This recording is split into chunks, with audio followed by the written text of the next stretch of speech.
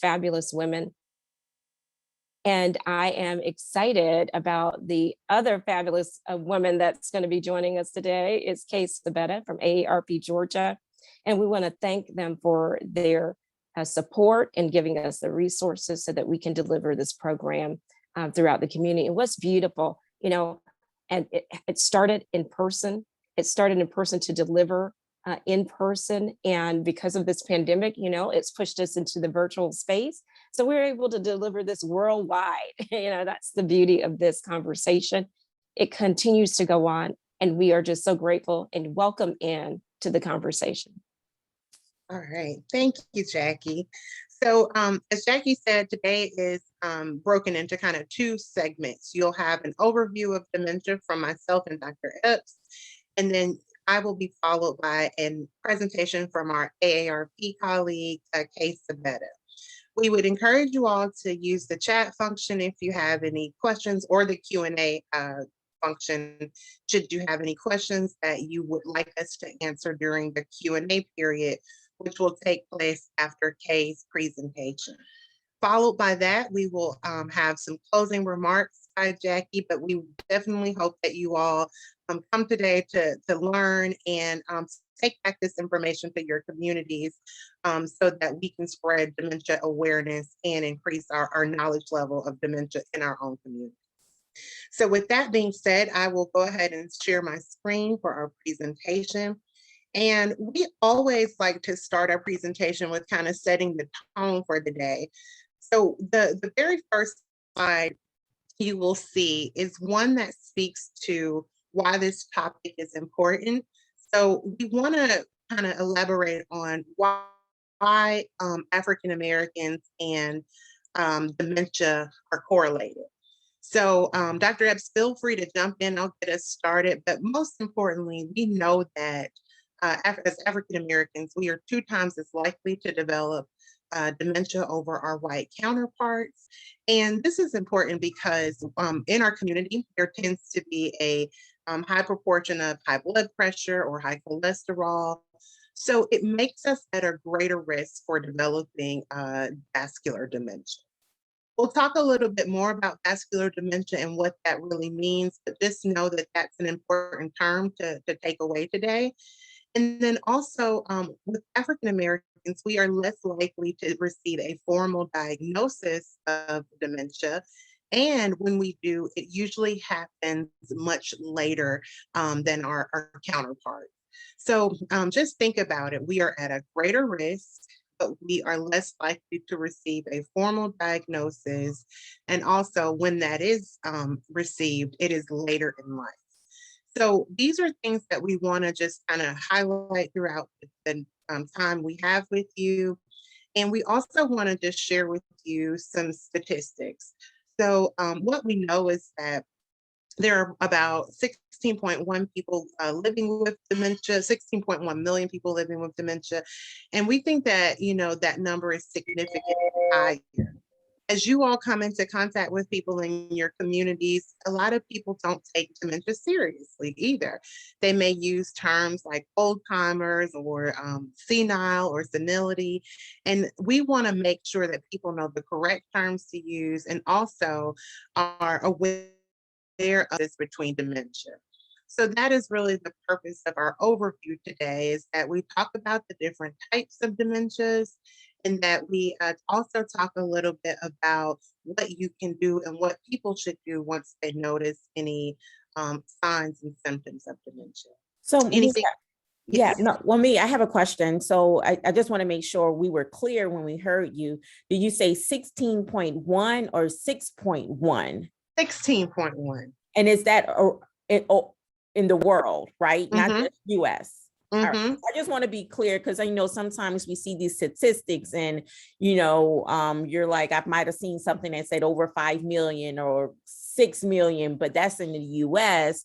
But when you look at overall globally, it's 16.1 million people are affected with this. And I just want to reiterate, guys, what Mia said, how, this really is why we're doing this. This is why we're really coming out and trying to spread the awareness, just because the impact, the disproportionate impact it has in the African American community. And if those that are Black African American that's attending, if you were raised like me, this wasn't a conversation in our household. This was nothing, maybe like Mia said, oh, someone's just getting senile or something like that. But it was really never a conversation where more than 2 minutes was spent on this to really understand, well, what's going on. And so we really want to kind of change that and make sure we can educate you all on this, so you all can have conversations in the home about this, so we can combat these statistics, and hopefully we'll come back with some better statistics. So we can move on to the next meal. Okay.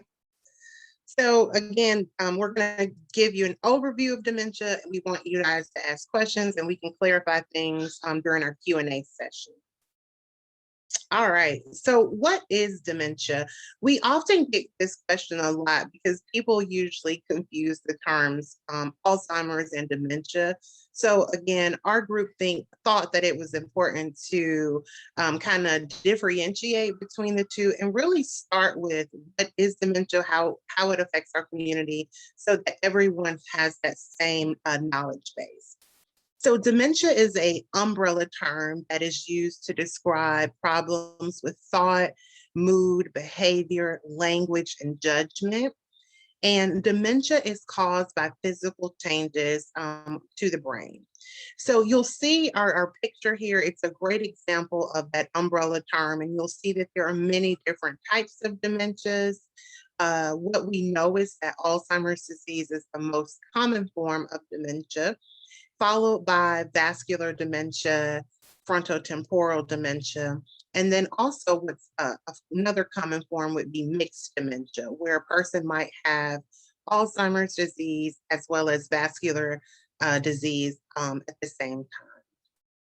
So let's talk a little bit more about vascular dementia, because this one is really important to the African American community.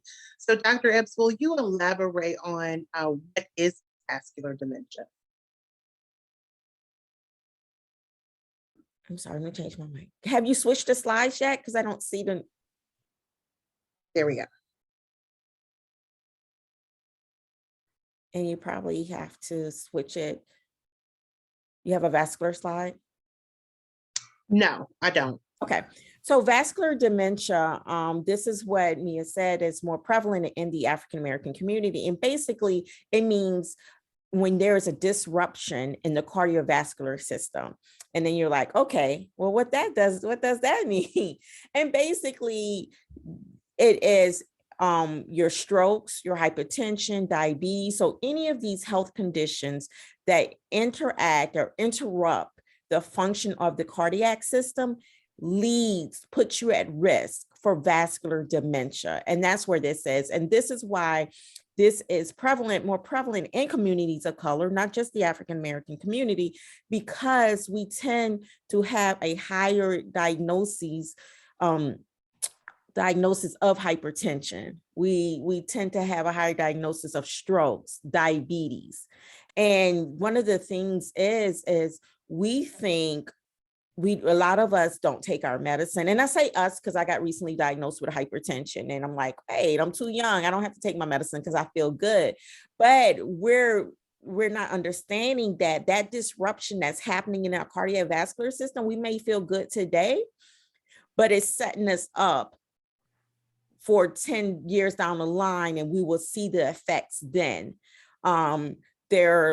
People are not taking their medicines. That's one of the main things. We're not implementing lifestyle changes, and we'll talk about that a little bit later. But all of those things that, would impact you to have a healthy heart will also impact you to lead to a healthy brain. And we try to make sure people understand that, healthy heart, healthy brain.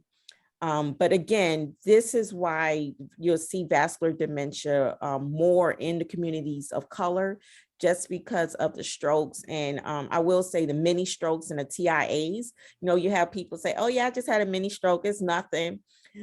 It is something. And I just want to make sure I say that because you have a lot of mini strokes. Imagine, because a stroke is a clot that's not allowing blood to get to a certain area. And of course, these mini strokes and TIAs, they will dissolve. But during that time, there was damage. Mhm. And again, we might not see that damage until 10 to 15 years later. So it's very, very important that we do take care of ourselves now. But I just wanted to share this background so you can understand why you may see more a diagnosis of vascular dementia in the Black community. Right. And another thing to remember is that, as Dr. Epps said, with that, if a person has a stroke, their decline looks a little bit different with vascular dementia versus Alzheimer's disease. So with Alzheimer's disease, we may see people decline at a slope. So they go from high functioning to low functioning, so it declines at a slope. But with vascular dementia, a person may decline, or their decline may look sort of similar to a staircase, where they have a decline, then they are okay, they stabilize for a while. People think that they're getting better, and then they have another decline, maybe by the onset of a TIA. So we want to make sure that people know that just because they start to see a slight change, especially with vascular dementia, they may be at that point in the progression where they've stabilized, but it doesn't mean that they will not experience any further decline. So as we look at the other types of dementias listed here, again, we're just showing you some of the most common ones today. There are more than 70 different types of dementia, but these are ones that we think that are important to know. So I'm just going to give you a little highlights. We talked about vascular dementia, but let's talk about Alzheimer's, Lewy bodies, and frontotemporal dementia as well. So with Alzheimer's disease, we know that this accounts for most cases of dementia. So you'll see here 50 to 75%. The thing to remember here is that with Alzheimer's disease, plaques and tangles form in the brain and form on healthy neurons, eventually causing those to break off and die. So a person will experience severe shrinkage of the brain, and a person will eventually expire from Alzheimer's disease. With Lewy body dementia, or dementia with Lewy bodies, you may have also seen it written that way. What we know is that there's a protein in the brain that is present called alpha-synuclein, and this is specific to this form of dementia, but it also causes problems with cognition, again, thought, mood, behavior, language, and judgment. With frontotemporal dementia, we usually see damage to the frontal lobes of our brain, so our front and side lobes of our brain. One of the things that we store in our frontal lobes would be our filter. And our filter really tells us and keeps us from doing things that may be not socially acceptable. So think about a person that may say hypersexual remarks, off-color remarks, or they may act out and behave in such a manner. So with frontotemporal dementia, you see more behavioral changes rather than memory loss. And so that is a characteristic that is very specific to that form of dementia. So talking more about the signs and symptoms, we want you guys to know that these are most likely prevalent in each type of dementia, but some more than others. You may see that memory loss is that first sign that people begin to see, but again, with frontotemporal dementia, it may be a change in a person's behavior. But ideally, just to have an idea of what these signs are, I'm going to go through them really quickly for you. So what you may see is a person struggling with recently learned information. They may have trouble with their short-term memory, but have a vivid memory of 20 or 30 years ago. So their memory is affected. You may see them struggle with language where they cannot find the right word that they want to say, or they become repetitive, maybe saying things over and over again or asking the same question multiple times.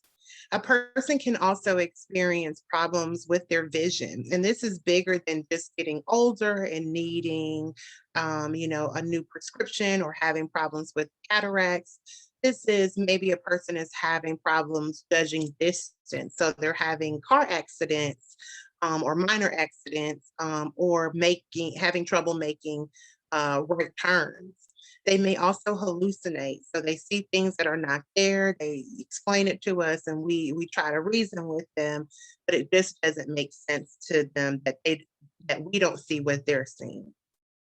A person could have trouble with simple problem solving. So this could present in many different forms, such as paying a bill or doing things that they've always done. So, maybe following a familiar recipe, they begin to struggle with things that were once common to them. They could have issues with self-management, and this could present in the form of grooming or, medications, making sure that they are able to do their activities of daily living. They begin to struggle. And then finally, we see the two areas where a person may have trouble with an inability to focus on things and pay attention. They're easily distracted, and they may have emotional or personality changes. So you can think about someone that might have been very easygoing and agreeable. Now they're irritable, or anything that you do or say upsets them. So these aren't all of the signs and symptoms, but these are some that might be very obvious to you. We do encourage people to, if you are worried about a loved one or a friend or someone in your circle, it's always a good idea to jot down those signs and symptoms that you think are not normal to that person, because there are times where you have to kind of present this information and say, I've noticed that you've been repetitive or telling the same story to me, or you may have to prove it to the doctor, and we'll talk a little bit about what that might look like. But I always tell people, if you have someone in your life that you are concerned about, it's a good idea to just keep a log of those different things, because there are times where you need to kind of look back and see examples of what they did that made you concerned. And that way you'll have just a short summary or a sentence so that you can refer back to should you need to seek a diagnosis. All right, so this next slide talks a little bit about what's going on in the brain. And so we wanted to just show you this so that you can see that, and as many of you know, the brain has many different functions and many areas that they're responsible for. You'll see again, in the frontal lobe, that is where our executive function lies.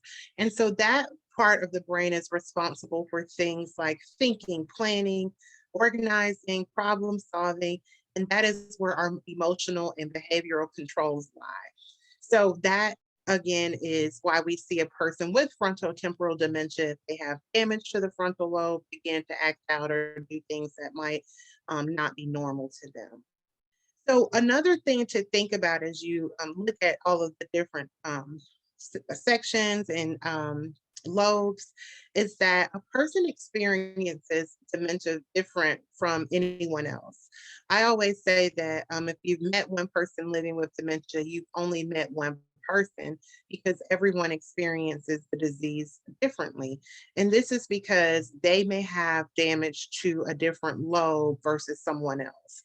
So a person may have problems in their temporal lobe, so their memory is just affected, but not any damage to their motor cortex, which is movement.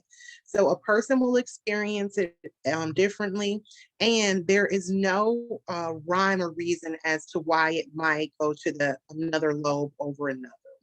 That is something that we do not know. But again, know that when you meet someone, everyone will be different and they'll experience the signs and symptoms differently. Anything to add here, Dr. Epps? No, I mean, I think the main thing is the takeaway I want everyone to take from this, I guess, what is when you're caring for someone or when you're providing services to someone with dementia and they exhibit certain signs and symptoms, it's just for knowledge for you to know, okay, this may be what's going on here. And if they have vision problems, oh, now we know that maybe this condition has progressed to this low. So this is why we want to make sure that we share this with you all, just to give you more of a background of what's happening, the pathophysiology that that is actually happening with that person in their dementia. All right, so now we'll talk a little bit about the spectrum of dementia.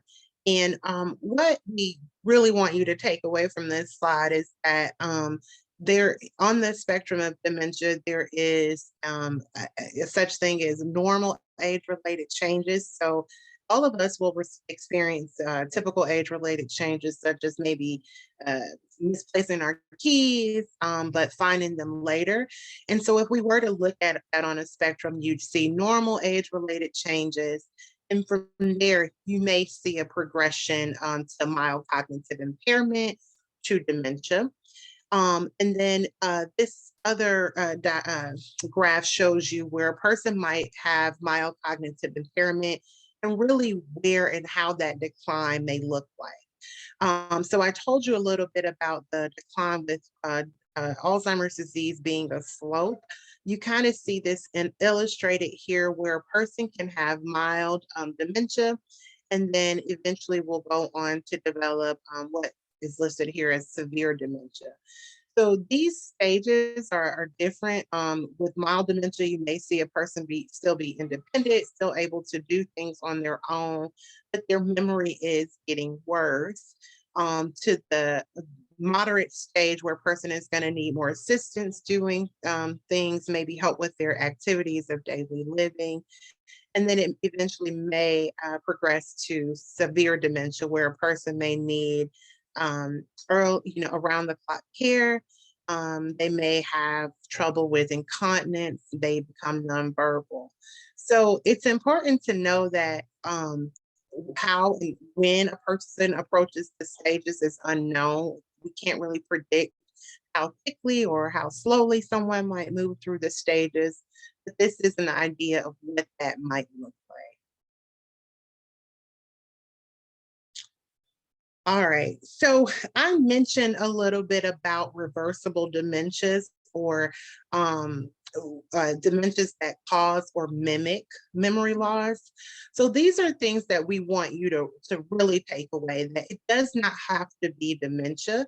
There are things and conditions in our life that can cause memory loss, but once treated, that memory loss may go away, and that person may not experience those symptoms or signs anymore. So things to keep in mind would be that depression can mimic memory loss, but once that is treated through maybe your professional or through a holistic approach, any symptoms that mimic dementia may come back. You also may see a person experience medication interactions that cause short-term memory loss, maybe taking too many medications at once or taking ones that are not a good combination. We see people experience alcohol and drug abuse dementia, and then things like B12 deficiency can cause a person to be confused. We also know that trauma. So we've heard in the media where football players experience trauma to their head, and then later in life they begin to experience what's known as CTE. So that trauma comes back and they begin to have problems with memory loss and their cognition in general. Other things that I'll mention on here, which I think are really important, is dehydration. So for older adults, as they get older, their taste buds change. So they may begin to crave sugary and sweet sugary and salty things, and they may not reach for a bottle of water. But it's important to know that with dehydration, it can cause older adults to be severely confused and disoriented. So it's important for older adults to drink water throughout the day, even if they're not thirsty, because it can mimic signs of dementia. And let's not forget, I don't think we talked about the urinary tract infections. No, I missed that one. So Yeah, yes. so I want to make sure that we share that, how also someone that has a urinary tract infection, and may hear providers say UTI, can also, if it's untreated, mimics symptoms of dementia. And so that's very important as we talk more about this, for us to realize if we or a family member or a friend or a client has any of these symptoms or signs of dementia, we should not automatically assume, oh, they have dementia, they have Alzheimer's disease. No, it is so important that we do go follow up with any provider, nurse practitioner, to get really a thorough check to make sure it's not any other condition that may be contributing to the dementia symptoms. So again, I want to bring up the urinary tract infection, UTI, especially this happens a lot in older adults. Mia talked about the dehydration, but also urinary tract infections happen a lot. I worked in a nursing home, and mostly everyone had a urinary tract infection.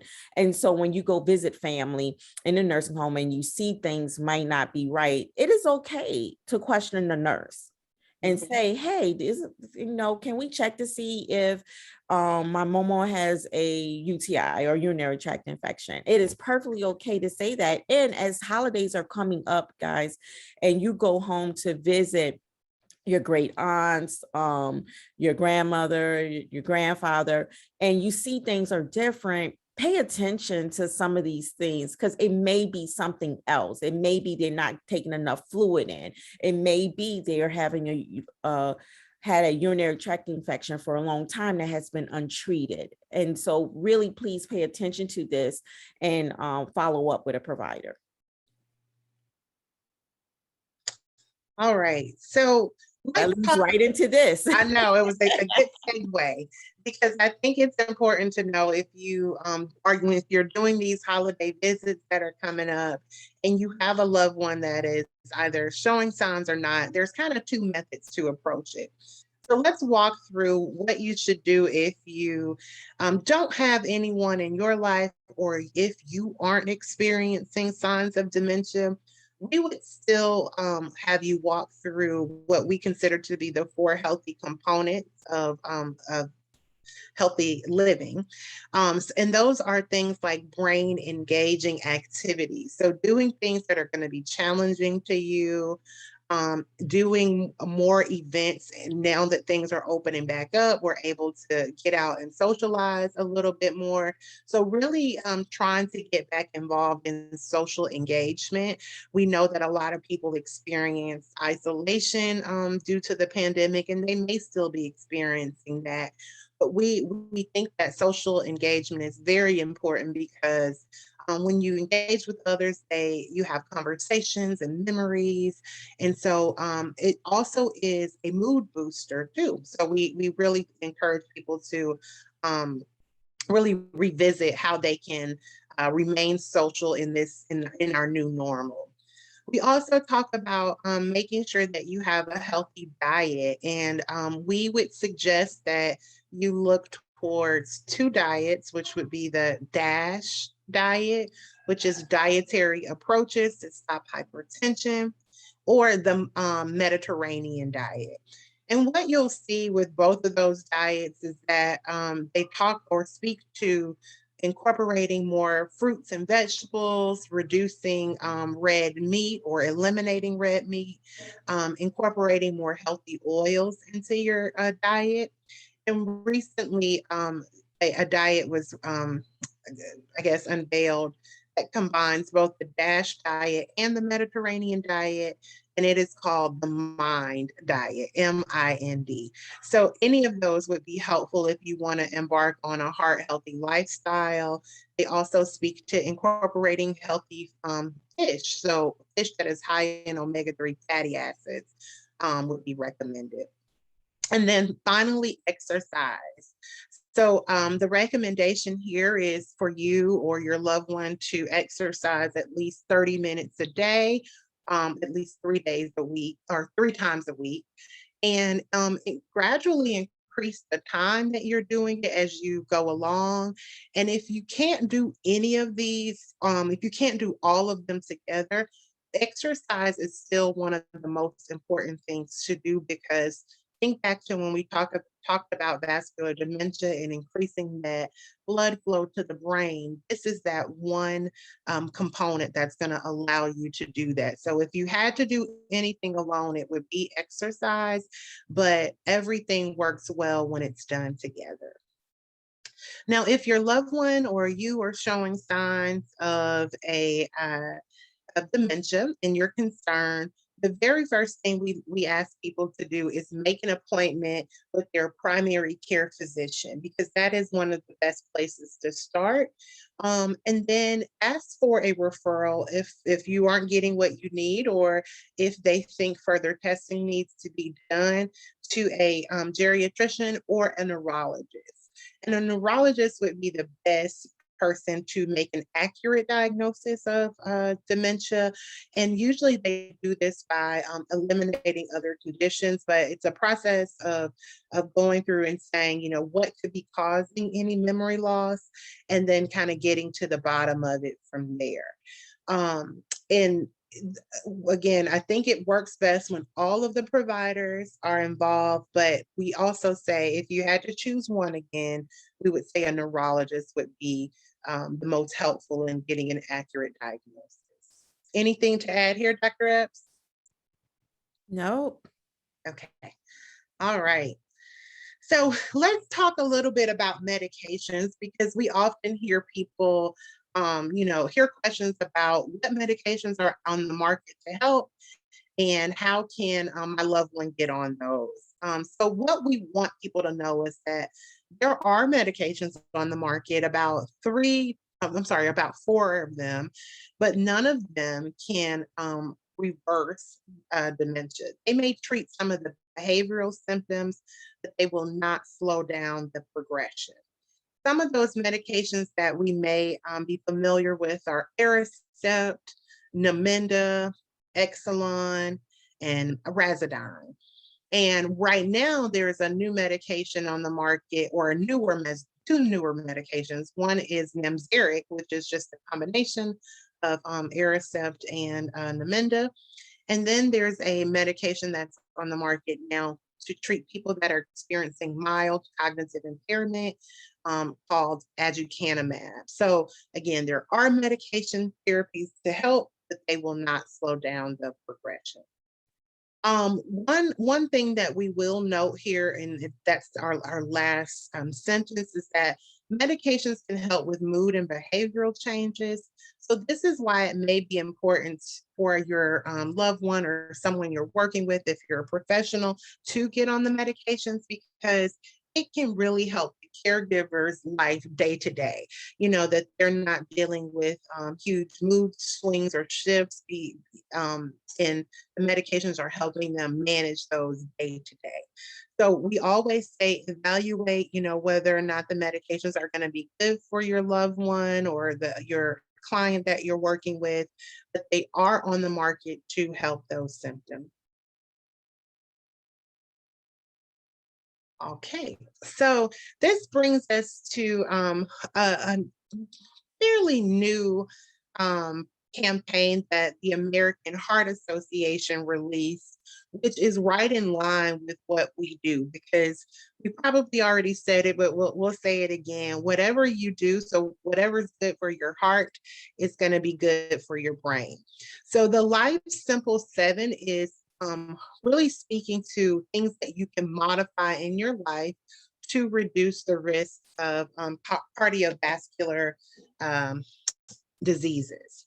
So these are things like not smoking, engaging in regular physical activity, and I always say knowing your numbers and then controlling them. So, it's important for us to know what our blood pressure is and our cholesterol is, and then control them from there.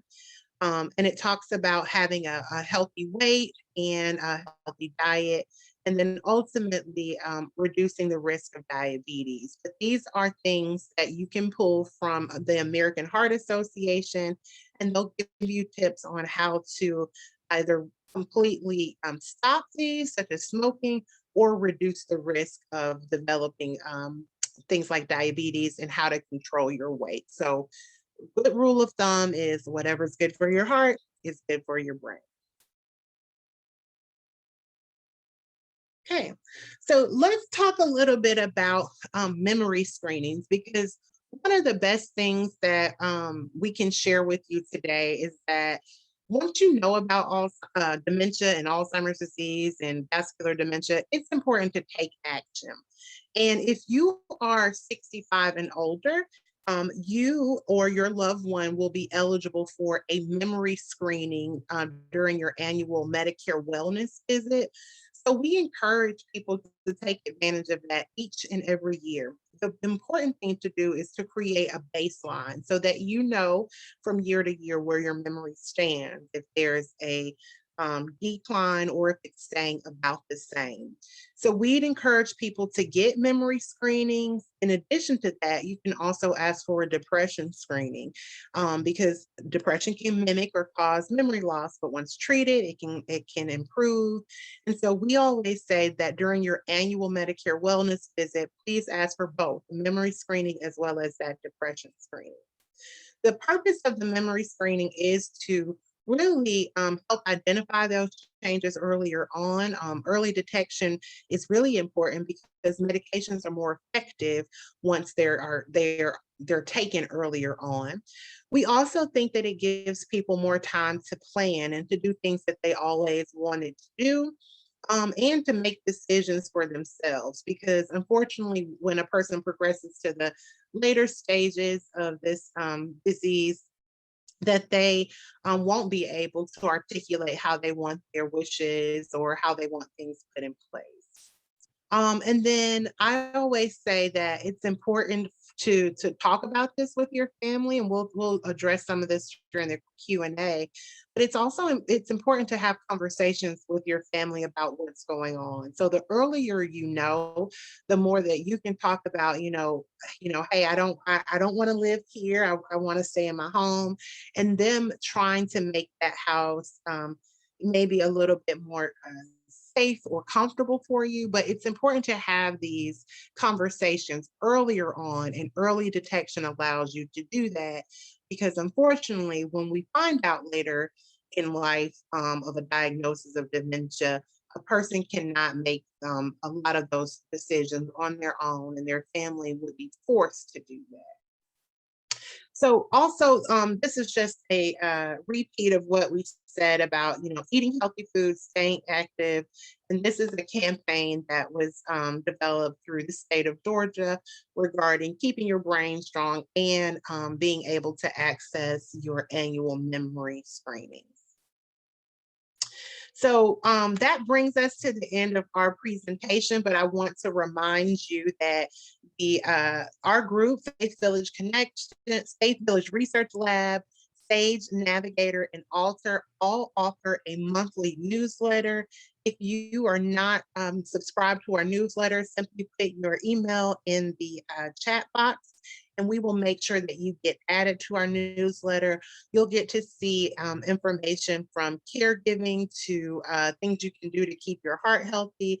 And we have very interesting articles each and every month. So please subscribe today. You can also do that by visiting alterdementia.com and hit the subscribe button to enter your email. Other things that we want to make you aware of is that we are always looking for people to participate in research. And one thing that we didn't talk a lot about today, but it should be known, is that when we take medications, a lot of medications that we take as African Americans aren't made for us because we don't participate in the clinical trials or studies. So we want to make people more aware of what clinical trials and studies mean. We talk to people about it not always being a medication-based approach. And we want to have people sign up for our research registry. So if that's something you're interested in as well, please let us know. We'd love to have you join us and love to educate you on what the options are. Dr. Epps, would you tell a little bit about some of your studies that are not medication-based at all? Yeah, thank you. And I did put some information in the chat to look at some of the research projects. But my research projects, they're still called clinical trials, but they are more faith-based and it's caregiving education. And so on the website, we have more information about a dementia-friendly online worship service that we have designed for families, specifically Black families. And the worship services are 6 to 10 minutes in length that we're trying to test out and get feedback. And at the same time, we've been receiving great feedback for families that never worship together, and for the care partner, caregiver, and that person with dementia. They just say it just hits different because it was for them. It was made for them. We have that. We also have and research called Faith Hat, where this is meaningful religious activities that can be done in the home setting, and we tailor them according to the stage of dementia or where that person is with their cognitive impairment. And so please reach out. And then we also have our latest study, I'm so excited, is Caregiving While Black. And so this is specifically for Black caregivers that are caring for a person with dementia.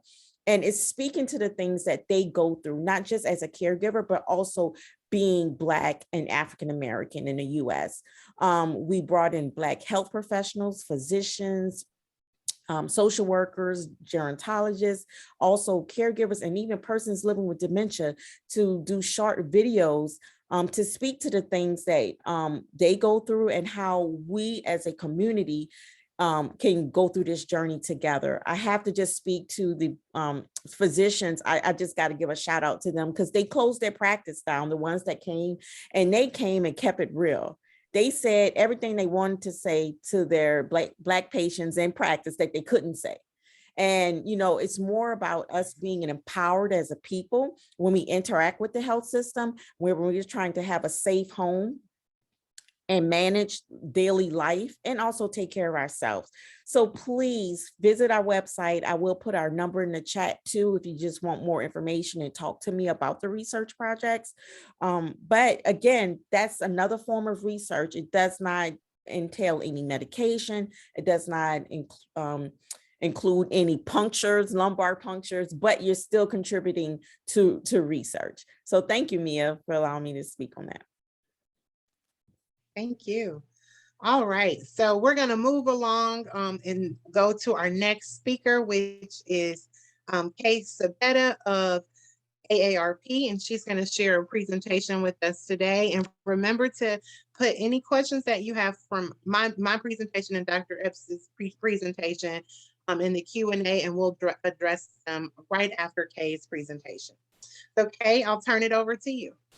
Good morning. I'm going to share my slides and just let me know when you see them. It takes a minute. Happy Saturday. Good morning, everybody. Good morning. We see your slide. Good morning, Kay. Good.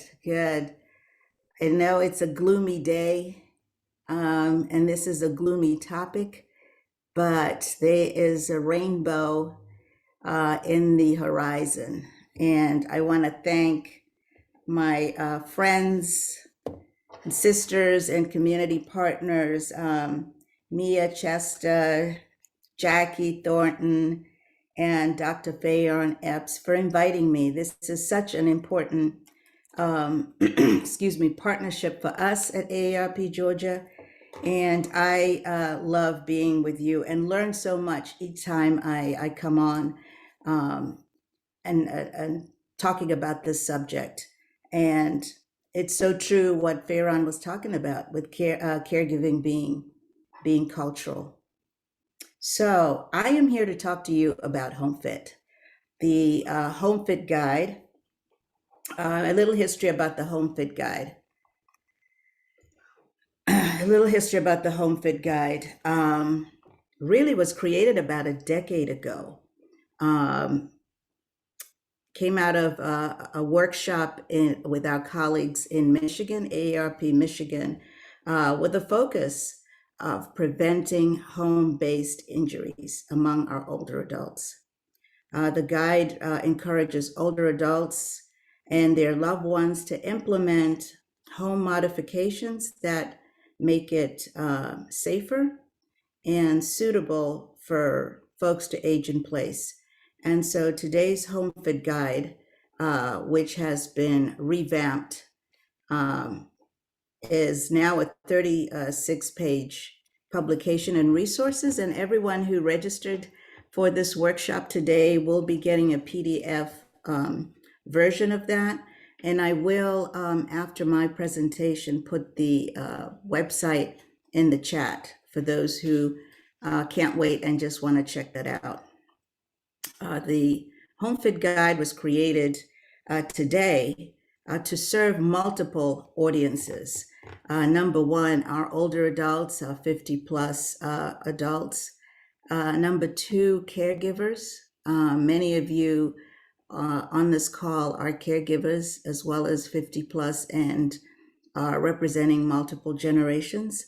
Number three, individuals and families who are seeking to make their current or their future resident into a lifelong home, or some people call that a forever home.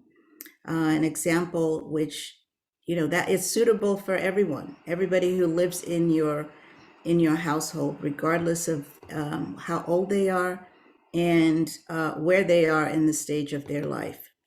And then number four, lastly, this always surprises people. This HomeFit guide is for our elected officials, policymakers, local leaders like yourselves, so that you can learn more about, the important issues of advocating for more housing choice. I don't know any community, city, suburban or rural community in the US where we're not having these challenging issues around housing and affordability and choice. So the HomeFit guide is available in 5 different languages: English, Spanish, Chinese, Korean, and Vietnamese.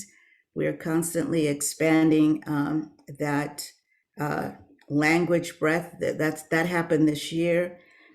And really excited to share this with you. So today, by the time I'm done, and you probably already know this, you'll be able to recognize how a home can be modified to support your stage in your life right now. Determine what kinds of modifications you need to do. Now, I am absolutely, a personal disclosure, obsessed with the HGTV channel. I watch it almost every day. And granted, you can't do everything that they do. It sounds so exciting. And I love when they have these shows where, I think last night I saw one episode, Help, I've Wrecked My House. So very important to seek professional help. And we do have worksheets and guidance on that, because unfortunately, not everybody is a true professional. There are people out there trying to scam folks. Home Sweet Home. Now, I can't see what's in the chat, but, want you to put your answer, what comes up for you when you hear the word home. And it's a lot of different things for different people. And thank you for sharing that. I can't see what you're putting in there, but my colleagues will share that later when I get to that stage in my presentation. But for most of us, it's very personal. Excuse me. Touches on very fond memories, feeling safe and being comfortable with your family, etc. So it's understanding why many of us would have various definitions of what a home is to us. I love that picture of those three ladies in the kitchen cooking together and just enjoying each other. Now, the modifications that we present today will vary in cost. I told you about my obsession with HomeFit, with HGTV and how house design, etc. But they're all varied in difficult levels of what needs to be done. So this slide is really to kind of let you think about considering the cost. This is per month. The cost if you had to have a private duty home health aide, and on average, that's over $5,000. That's a lot per month. The cost of having an adult care outside your home is about over $2,000. Assisted living costs are over $5,000 per month. This is per month. Nursing home costs are over $8,000 a month for, a semi-private room. So we want you to think, to see that there are many things that you can do to your home so that you can stay in your home. We at AARP hear this over and over and over, that our older adults and our adults that are 50 plus want to stay in their homes. They want to stay in their community where they have the support, the beautiful memories, and just to be in a place of comfort than to be uprooted and be somewhere else. So universal design is critical and important. Universal design is an approach that's used to design products and create an environment that helps to accommodate, excuse me, everybody, including those who are physically, cognitively, or who have sensory impairments.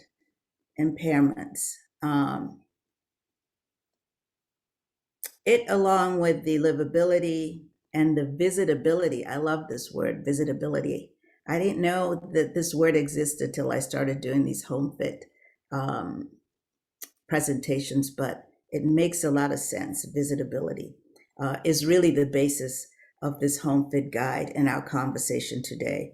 So when thinking about how to modify your home, think about the additions that could accommodate everyone, regardless of their ability to come see you, to come visit you. Making these modifications that are low maintenance, energy efficient, can improve the livability of your home. And that includes at least a 1-0 step entry, the wider doorways, at least having a half bath on the first floor. Remember, when we say a home is universally designed for people of all ages, what we mean is that a toddler in a stroller and an adult with a cane or a wheelchair can live and visit safely and comfortably. So this is kind of basically what I was talking about.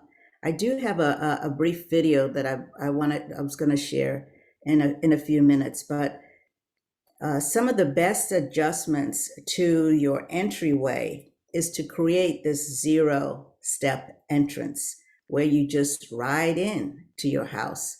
As I said, if you are a toddler or a baby or an infant and you're in the stroller, and keep in mind that a 0-step entrance doesn't have to be created for the front door. This can also be done on your side or garage entry door. Remember to ask a contractor or an occupational therapist to help determine and to discuss your options. That's why, consulting with professionals is so important. A quick reminder to take note of these green stars on the slide. These slides that follow, they indicate items that we call as quick fixes. Excuse me. So you'll be asked to choose 2 of these quick fixes to place on your to-do list to help you get started. You probably have this already in your household. So now we're going to talk about the lighting, the outside lighting. Oh, wait, I'm still on the same slide. I'm sorry. Outside lighting, which is also really important. So consider, adding like path lighting that leads to your front entry way. And this is good for folks that are visiting you. This is good if you have people delivering items, groceries, etc. at your house. Really important that they can see you, that they can see the front door, and also making sure that we can even see the number of your address. Often you drive by folks' houses and you can't see the number of the house. That's really important. That's important for not only when you need to have your groceries delivered, but also, if first responders, for whatever reason, have to get to your house. This is so important and critical. So now I want to share this video, which is a HomeFit video. Does a really good job explaining what I mean. Here goes. Oops, let me go back.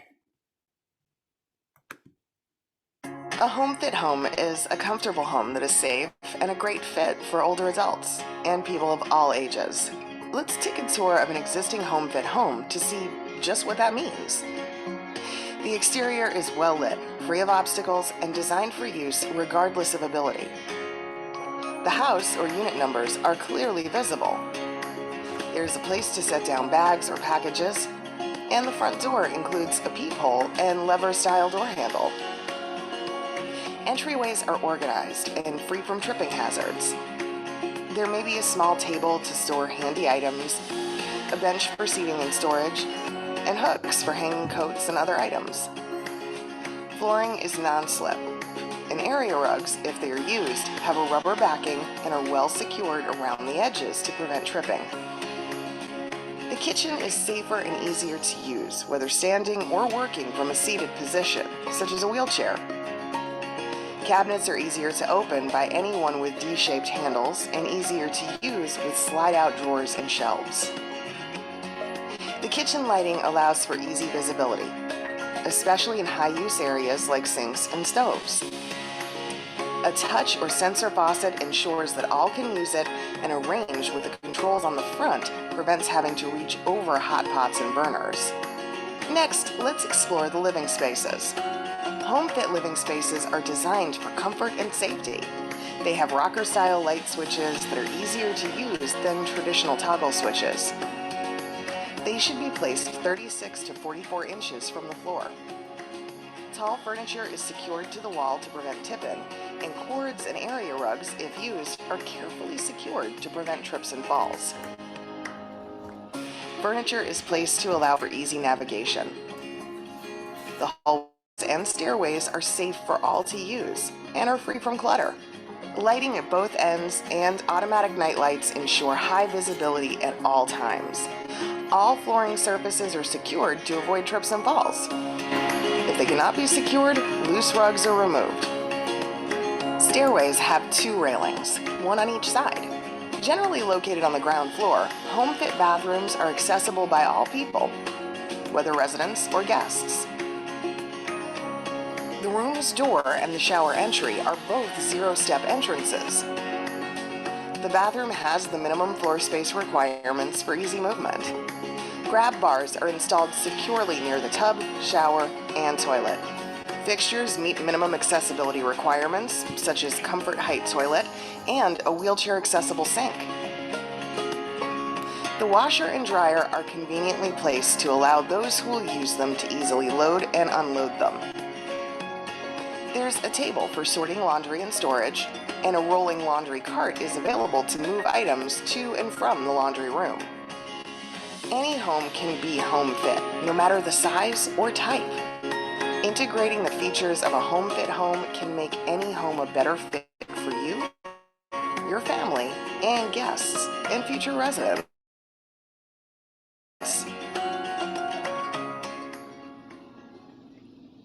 I love that video. It is, it does a really good job explaining, and I'm a visual person, explaining some of these cost-effective modifications in your home. So, you know, now a lot of homes, especially home builds, have this smart home technology. We're going to cover briefly some of those elements that are important on the exterior or outside of your home. So let's move to talk briefly about some of those.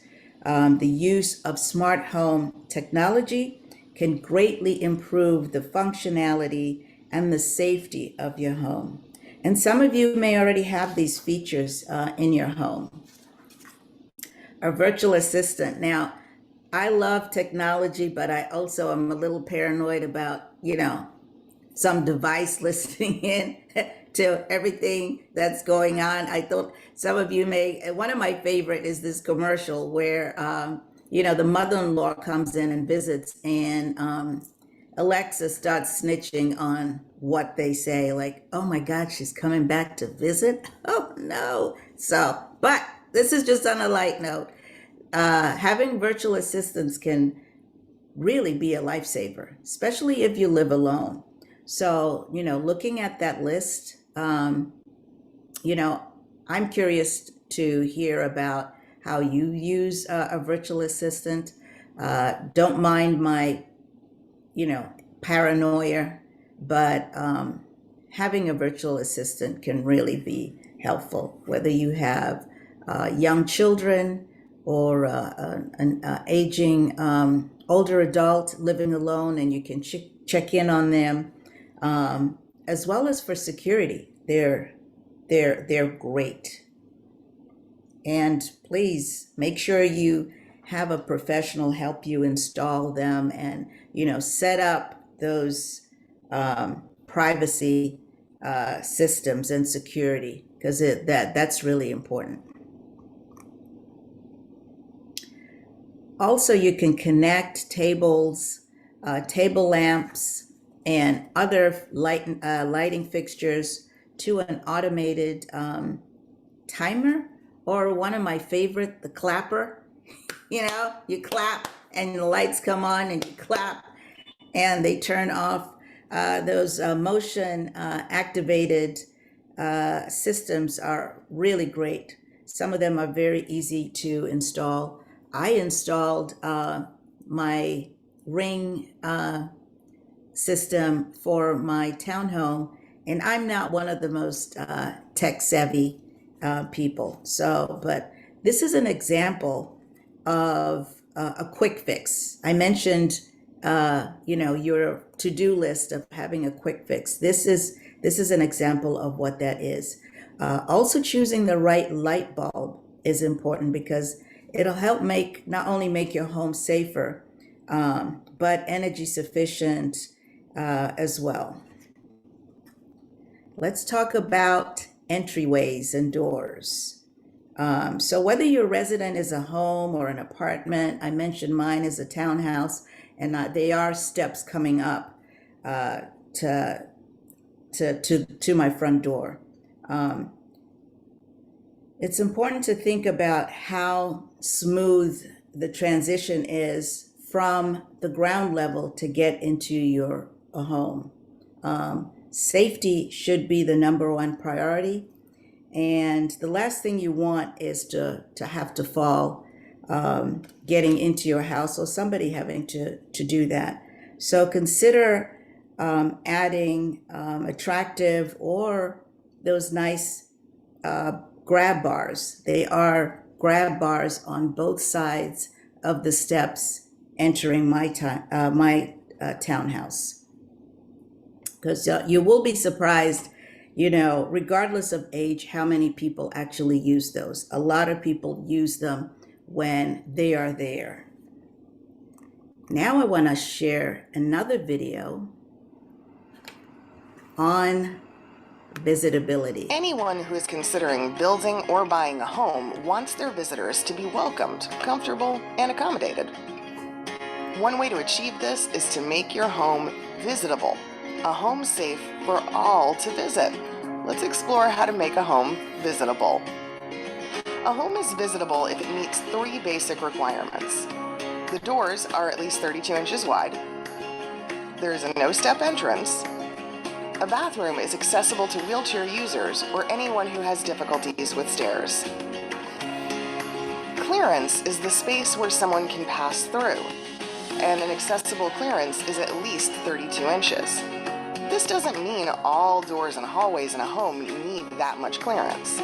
Instead, homeowners should ensure that a few key areas in the home meet the clearance requirement, including at least one outside door and hallways and doors to areas where people may visit, such as the bathroom. While this guideline is a bit easier to follow when building a new home, it's not impossible to modify an existing home. To get started, you may want to consult with a professional contractor to explore your options. The 32-inch doorway clearance can be accomplished in 2 different ways. The first option is to alter the width of the existing doors to 32 inches or more. This requires the help of a professional. If your doorway is within just a few inches of meeting the 32-inch clearance requirement, you may be able to expand its width slightly by installing swing-clear hinges on the existing doorways to add the needed clearance. Next, let's talk about zero-step entrances. A zero-step entrance is one that does not require a step up or down to exit or enter, and is accessible to all people. While zero-step entrances are more easily addressed when building a home, they can be accomplished in an existing home in 2 ways. The first way to create a zero-step entrance is to adjust the threshold of an existing door. If the door height is short, less than 3 inches, a small threshold ramp may suffice. If the entrance is higher, a professionally installed ramp may be required. Consult with a contractor to determine what your options may be. The second way to create a zero-step entrance is with landscaping, which replaces steps with a gradual sloped walkway. Using landscaping to create a zero-step entrance needs to be done by a professional landscape architect. Finally, let's talk about accessible bathrooms. An accessible bathroom, or powder room, should be on the main living floor of the home and meet a few important requirements. A 32-inch entry door clearance, a zero-step entrance into the room, grab or assist bars that are securely installed, and minimum floor space requirements for maneuvering. Accessible features can also include a roll-under vanity and a comfort height toilet. Since we've already covered door clearances and zero-step entrances, let's talk about grab bars. Grab or assist bars must be installed into support blocking or wall studs. Grab bars come in all styles, shapes, and sizes, and can serve double duty as other fixtures, such as a toilet paper holder or a soap holder. A comfort height toilet or roll-under vanity can be an excellent addition to any bathroom. Creating sufficient space for people to maneuver a wheelchair or walker within a bathroom ensures the safety of all. Remember, most of the bathroom modifications we just covered require the assistance of a contractor. Creating a visitable home ensures that your home or apartment is safe for your visitors, and that's an important part of creating a better home fit for all.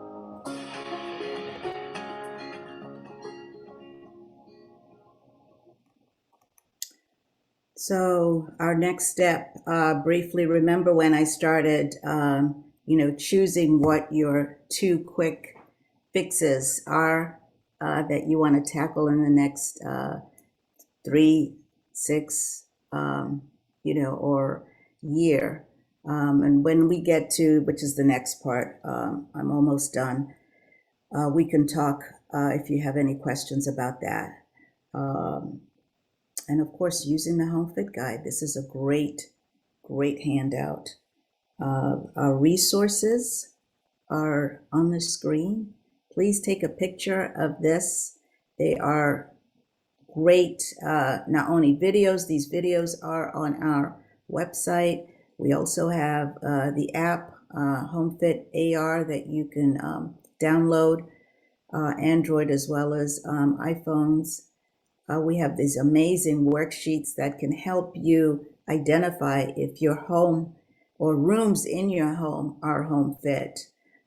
Professionals that we recommend are the occupational therapist.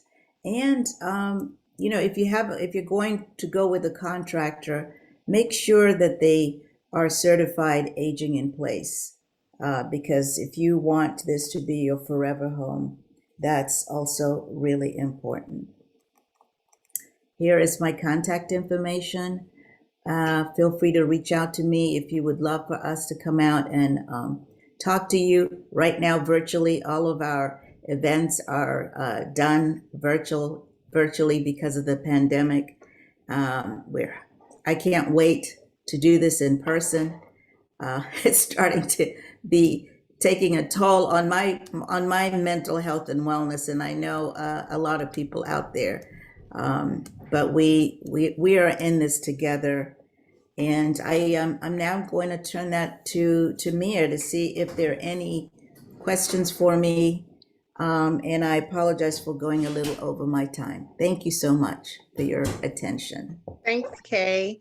So as Kay said, we will open it up for our Q&A session. And it looks like we have maybe one or two questions in our chat. So one of the questions we'll start with, before we start with the questions in our chat, I want to address that we received questions prior to the program through our registration link, and we want to honor those questions that came in as well. And one of the things that we noticed that showed up a couple of times was the topic of family dynamics and I guess working through that. So I wanted to invite Jackie to talk a little bit about family dynamics, but we wanted to know if someone could elaborate on exactly, is it a challenging family dynamic and how do you navigate that?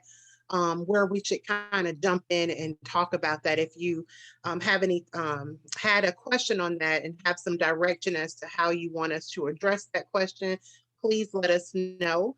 But Jackie can speak to about what that care partnership may look like and how you do navigate that. So indeed, so I'll see if the a participant wants to unpack this in a little bit more, peel the onion for me.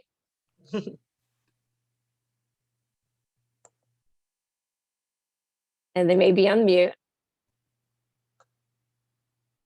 No, it's different, Jackie, because since it's the webinar, I would have to chat and then, no worries. So I'll go ahead. Open up their mic. Yeah. Sure. So here's what I'd like to share is that part of the stress and strain of a family is not having the courageous conversations, right? And so we've talked about that a little bit. Family dynamics, there's generally dynamics where there's an individual who is always on site, in person, providing the care in the home. And that person typically has a lot of the decision-making that they have to do. They oftentimes will lean on other care partners to either provide support for themselves, maybe as financial support. So there are all these roles that each care partner is playing.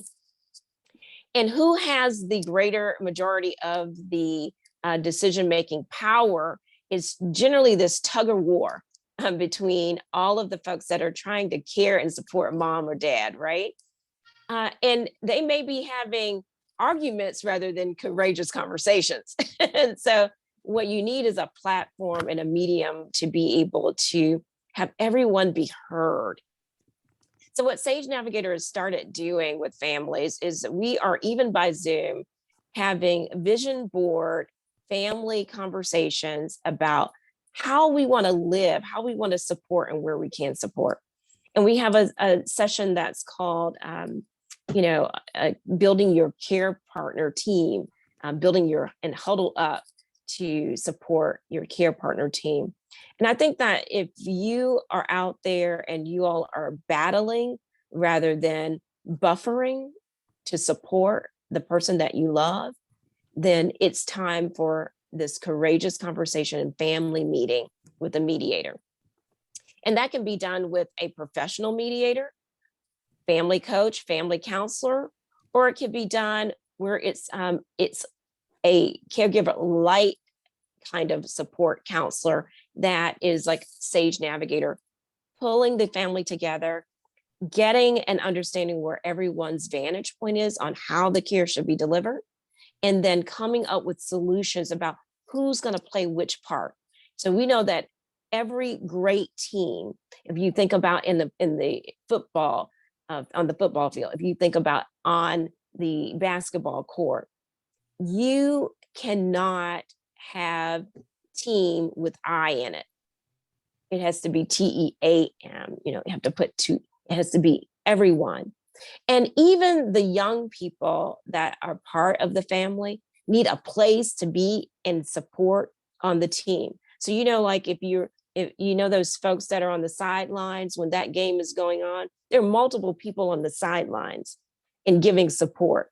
Mm-hmm. Now, they're not the coach and they're not the, most valuable player giving all the plays, but they are in a supportive role. And I think that sometimes there's a mismatch of communication of where people sit and where their gifts are to be a part of the team. So that's what I think would be fantastic. I put my information out there, and if the consultation reveals that there needs to be a true family counselor to support the team, we'll get to that. Thank you, Jackie. I think one of the things I've learned over the years that I've found helpful, not only for people that I work with, but also for my family. And this is just a piece of advice for everyone, that when you are having these challenges, don't expect a resolution in one sitting. That's right. Like, that's life-changing, because everybody goes in it with the idea that we're going to take care of it today, everything's going to be solved, but know that it could take some time, and you all are there to help them with that process as well. So that's great. Yeah. And I just want to say one last thing that's so powerful, what you just said, is that all that's happened didn't happen in a day. Mm-hmm. So all the solutions are not going to happen in a day. I mean, that is absolutely right. But know that you can, and you all can get to a healthy place. Mm-hmm. Working together as a team, you can get there. It's not impossible. All right, thank you. All right, so we have we had a question regarding childhood trauma and the relation or correlation to dementia. So I want to invite is that Miss Vicky to speak and tell us a little bit more. And as Jackie said, then we can kind of unpack it and talk a little bit about what that may be, or what may be the cause, or pinpoint some reasons for that. So you are welcome to unmute yourself at this point.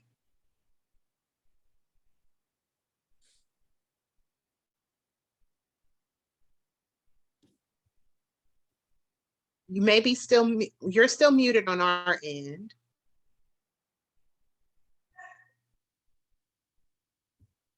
Okay, we'll give it a couple of seconds. Okay. Okay. Yeah, we'll give it a couple of seconds.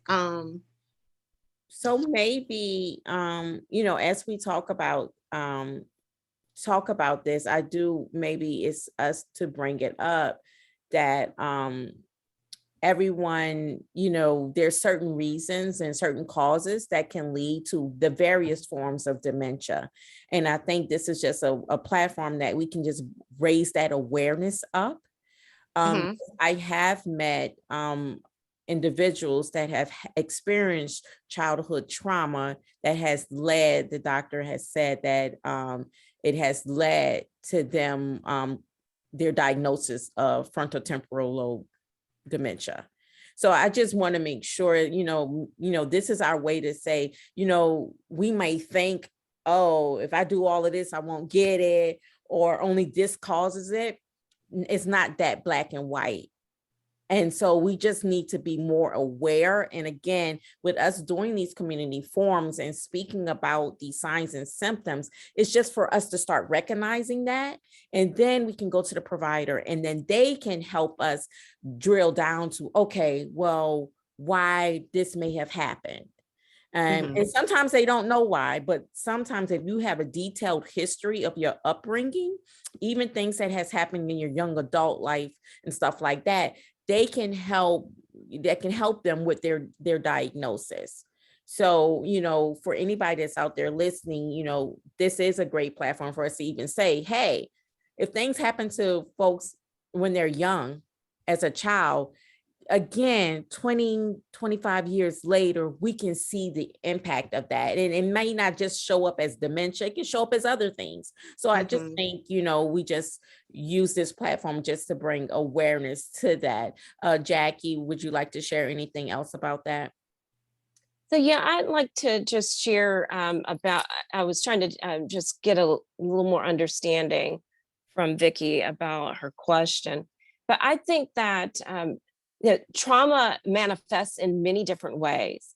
And I was just speaking with someone last evening who said, what you do, I felt like I was traumatized as a kid being forced to go into nursing homes with my mom to deliver supports and services every holiday. And when I would show up, I just built up a fear of people who exhibit certain behaviors that are older adults. And those folks back then, because of her age, she's in her mid 60s, may not have had a diagnosis and may have ended up in long-term care and exhibiting some of the signs of the different signs that we've already heard about. Those behaviors frightened her. And so we know that trauma manifests in different ways, and seeing semblances of your own experiences aligning with those behaviors that you've heard about that say you might have dementia creates a whole lot of set asides of other dis-ease in your body and in your psyche, right? So I think what's important about the work that Dr. Epps and Mia are doing is get tested, participate in clinical trials. If you have a concern for yourself and you're not the same, none of us are the same as we age, right? There's some normal aging progression things that happen. But as Mia said, if things are way off and that, something's here, something's different about me, get tested, do a mini mental, ask your practitioners, ask your physicians, I'm wondering about a trauma and how it may be manifesting in me. Talk with your primary care physician and start figuring out, maybe it's something as simple as a UTI that could be corrected through medication, or maybe not. Maybe it's going to take therapies. Yeah. And I think too, just to wrap it up, I think we'll see more research in this area. Just in a really brief search last night, I saw a correlation to PTSD in childhood trauma. So I think we'll begin to see more information come out about this. So I'd say stay posted. And again, this is something we may be able to address once we have more information at another community forum. So thank you for bringing that topic to the forefront. All right, we had actually another question, and I think Jackie, you can definitely take the lead on this one. It is speaking to the family dynamic again about preparing a or having a conversation with an older adult. Let's see, let me go up. Here we go. And how they might begin to take over some decisions and be more involved in the decision makings from process from their parent. How could they go about that in the, I guess, the most gentle and kind and non combative way? Yeah. So something that Dr. Epps mentioned in the presentation is that, when you get a diagnosis, while you're in early stage, start planning, start making those life plans. And the adult children or care partners who are supporting the care receiver, don't start taking everything away. It minimizes the person. So there's a great book that's out there, and it's more of a white paper, and it's called Words Matter. But in that Words Matter document, it also talks about how to have the conversation. Taking everything away, if you wear that on for size, if you got a diagnosis, think what that does and how it depletes the person. What you ought to be doing is start having conversations about, what is it that you still want to do? What is it that you still want to achieve in life? Because you still are a growing being in every other aspect of your life. And down to the very last days, if you go ahead and put together that life plan with your care receiver, they're less combative. They feel like they have some control over their lives, and you feel like you're not battling the person you love, that you don't want to walk and journey this with anyway, right? It's hard work, but you can actually still communicate with one another to create a pathway for every stage. And you can start looking for the next step. If it's going into senior living, having them view and actually see those places before they have to live there, to begin managing finances and using organizations. There are financial institutions that are out there that actually manage the finances when the person no longer can do that, whether it's dementia or any other a terminal disease. So you have lots of solutions out there now. SageNavigator is happy to help with helping you prepare the life plan portfolio so that you have a roadmap to this and can experience it all with love, can experience it all with dignity and grace. All right, thank you, Jackie. So we'll switch gears a little bit, and we actually have a question for you, Kay. A question came in about home modifications and what resources are out there to help provide maybe the labor or the financial assistance to make those modifications happen. That's a great question. I know that apart from having that AARP HomeFit guide, which is really valuable, and those worksheets, questions that you should ask a contractor. Most people don't know, but that information is invaluable. There are organizations like Habitat. There are organizations like here in Metro Atlanta. I don't know where all of our attendees are located, but there are organizations like Rebuilding Atlanta, and I'm talking for seniors and older adults specifically, where they come in and they get funding from government funding, corporate philanthropy. They're a nonprofit. Sadly, this is very similar to like the Meals on Wheels, a homebound delivery type program where there's often a wait list. And I was on my phone yesterday evening talking to some of our elected officials about a gentleman who is in his 90s, and his roof is leaking and has been for over a year. And his daughter, so he lives alone, and he was working with a contractor and something didn't work out. And his daughter is just finding out. So I think it was Dr. Myrna Scott who said, make sure the folks that we're taking care of, especially if our older adults, are involved in the conversation.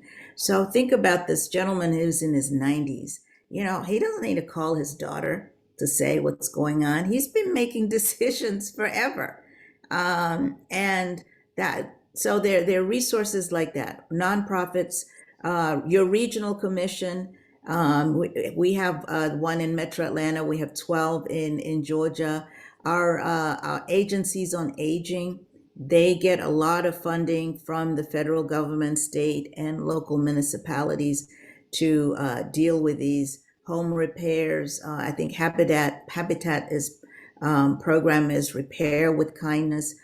So there are all of these programs. AARP doesn't fund these for individuals, but we will do it through grants through our foundation or through our Community Challenge Grant, which is part of our Livable Communities program, where individuals, organizations are working together with community and bringing in professionals and experts and are doing that for others. So I know it was a long answer, but there's no one fits all. There are multiple organizations that can help you.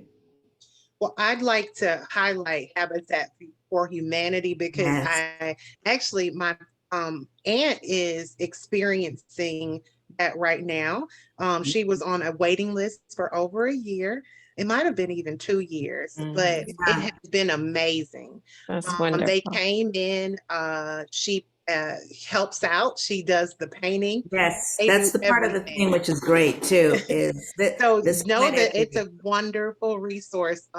They came in and found one problem, and then it led to others, and they've continued to repair it. And they do everything from plumbing to raking leaves.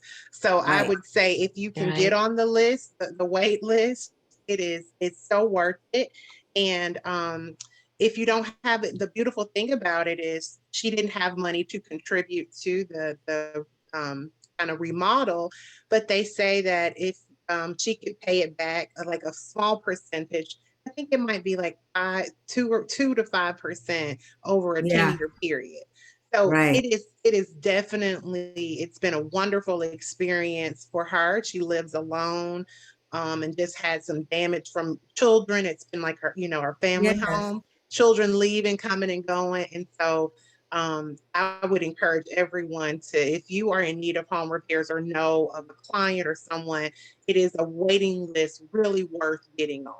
Absolutely. Yeah, I wanted to add one thing real quick too, is that in addition to these nonprofits, corporations that partner with great organizations like Habitat, where they come in and for a weekend or whatever, they're helping to do this. Don't discount our faith-based partners. They have similar resources too, where churches and places of worship are engaged in this type of work to help their aging parishioners or church members and addressing, because again, it's all about trust, and unfortunately we have people that are preying on older adults, and they are smart people and wise, so they're not going to let just anybody in their house. Right. Thank you. Well, thank you for that. And with that being said, I've gone through to make sure we try to address all of the questions today. But if not, please feel free to reach out to us via our social media sites or websites. Most of us have put our contact information in the chat function, so you should be able to reach out to us if you have any specific questions, but we appreciate your time today. So I actually want to turn it over to Jackie to do some closing remarks and reminders for you all. So Jackie. Thank you so much. Again, it's just a fabulous opportunity to be on this panel today. I want to thank every speaker and all of you for taking your Saturday and spending it with us. I want to share that we have other programs under our Faith Village Connections hat. There's Chill Chatting 2 every second Friday of the month. And we explore and talk about a myriad of different topics and access to resources that are in your community, no matter where you are, as well as bringing you some entertainment, bringing you bingo to help you to connect all the dots of all the fabulous information that you'll hear during Chill, Chat, and Chew, and some really fantastic prizes. All of that is because of wonderful sponsors like AARP Georgia and Kay reinvesting in the community and helping to lift us up and give us respite as care partners and caregivers.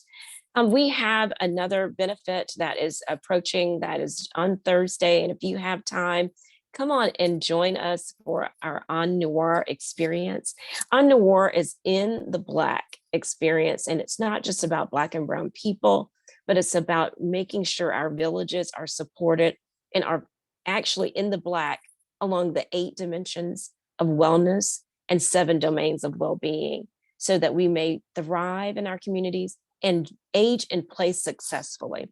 So thank you again. I appreciate you all, and have a fabulous rest of your weekend.